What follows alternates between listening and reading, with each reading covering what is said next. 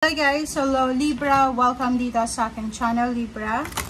Alamin natin kung anong messages, vibration, gabay energy para sa lahat ng Libra. Ito ay general weekly tarot reading. Kailangan mong makinig sa sinasabi ng iyong intuition bago ka makinig dito. Okay? Or habang nakikinig ka dito, kapain mo yung intuition mo kung para yan ba sa'yo or hindi para sa'yo. Okay? So general tayo, weekly general reading para sa lahat ng Libra. Tingnan natin.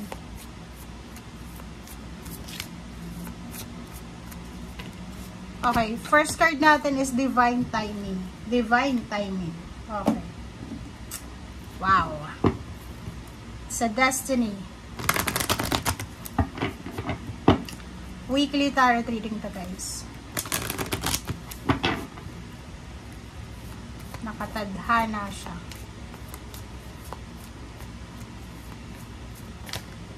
Okay. Power of joy, artistic expression. Called the Venetian, Maitreya. Okay. So, nakikita ko sure dito na this week, isa to sa napaka-importanting linggo para sa'yo. Kasi, isang nakatadhana, naka-destiny, divine timing, okay? A divine providence. Ang posibleng mangyari sa'yo sa linggong ito. So, halimbawa, meron kang hinihintay na approval, ano pa ba? Finish line, finish contract, parang ganun. Or kung ano man to na hinihintay mo, parang yung manifestation ng dreams mo, ng goals mo, or kung ano man yung hinihintay, pera, relationship, family members. Basta nakikita ko sure dito na posibleng sa linggong ito, parating na yung mensahe na to na, okay, it's time na. It's time na. Ito na talaga yung divine timing. So, nakikita ko sure dito na sobra kang magiging masaya. Yung power of joy na to is, ito yung joyful and happy moments sa buhay mo. So, nakikita ko na isang expected to. Pwedeng hindi mo siya ini-expect sa sarili mo, but sa ibang dimension, expected talaga to na ito yung mangyayari sa'yo sa ngayon. Okay? So, yun. Nakikita ko sure dito na magiging sobrang masaya ka sa linggong ito kasi yung matagal mo nang pinagpipray, minamanifest, sinanais, ayan, nandito na.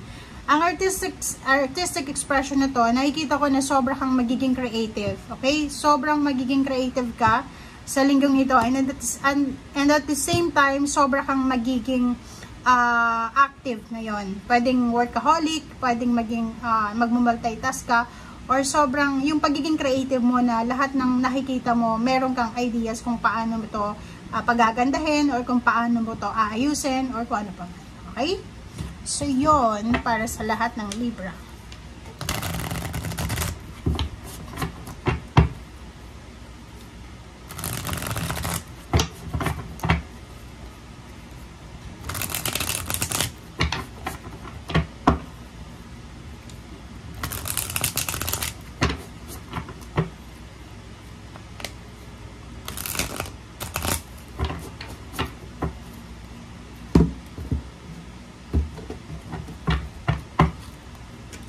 Okay, first card natin is all about the devil, Capricorn energy.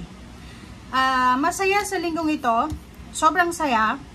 May dahilan para mag-celebrate, para mag-share kasi it's divine timing.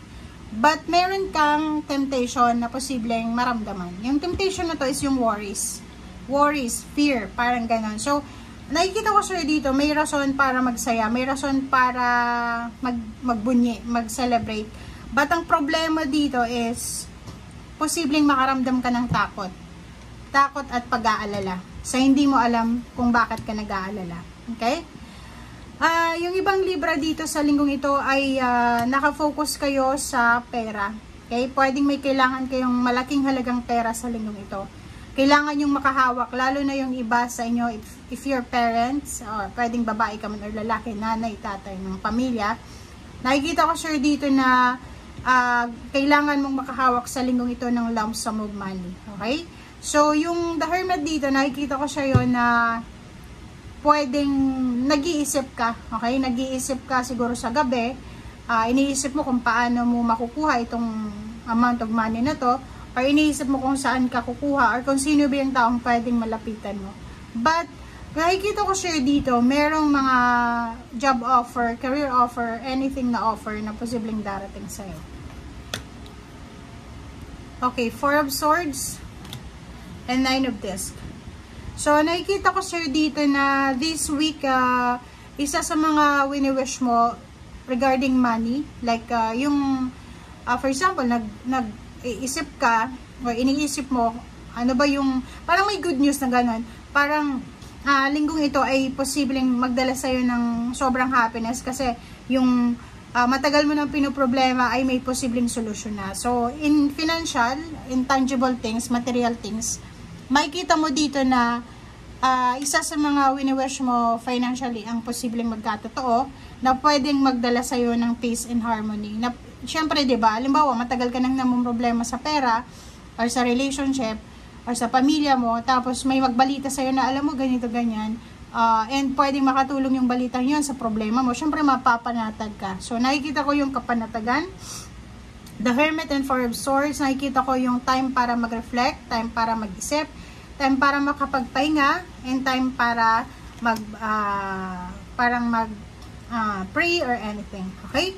Kaso lang, mag-iingat ka kasi etong perang ito na parating sa'yo, or etong perang papasukin mo, or etong financial success na ino-offer sa'yo ng universe or divine timing, ay posibleng maraming nagkaka-interest dito. So, it's either, payouts or payments, or government help, parang ganon, or pwedeng trabaho to na in demand, na lahat ng tao is willing na pumasok dyan. So, kung ano man tong Ace of Discs, kung ano man tong financial offer, pwedeng gusto mong pasukan na trabaho, or gusto mong pasukin na business, nakikita ko na in demand siya. Kaya maraming mga tao ang gustong makuha etong pangarap mo. Hindi lang ikaw yung nangangarap. Okay. So, sa linggong ito, nakikita ko sa'yo na sobra kang magiging workaholic. Workaholic, aktibo ka sa trabaho. Nakikita ko sa'yo dito na simula ngayong linggo, eto na yung linggo na magsisimula kang mag-ipon ng pera or makakaipon ka ng pera ng pakunti-kunti. Okay? So, 9 of Cups, yung 9 of Cups naman is all about emotion. So, nandito yung 9 of Cups and 9 of Pentacles. So, yun nga yung sabi ko sa'yo kanina, Libra, na emotionally and financially, you will be happy. It's a power of joy. So, sinasabi na sobra kang magiging fulfilled, satisfied sa usaping emosyon, and then financial. So, kung ngayon, habang nanonood ka, malungkot ka, nag-iisip ka, wag kang masyadong malungkot. Kasi ngayon, sinasabi sir, this divine timing. Okay? Yung Panginoon ang may gusto nito. So, kung kailangan mong maging masaya, maging grateful. Kung kailangan mong mag-celebrate ka. Diba? So, yun ang nakikita natin. And sa ilalim mo is Queen of Swords. So, yung Queen of Swords, sinasabi na, simula ngayong linggo, eto na yung simula ng pagbabago ng buhay mo. Decided kang mag-ipon, decided kang magtrabaho, decided kang gawin kung ano yung gusto mong gawin sa buhay. Okay? Thank you guys. Bye!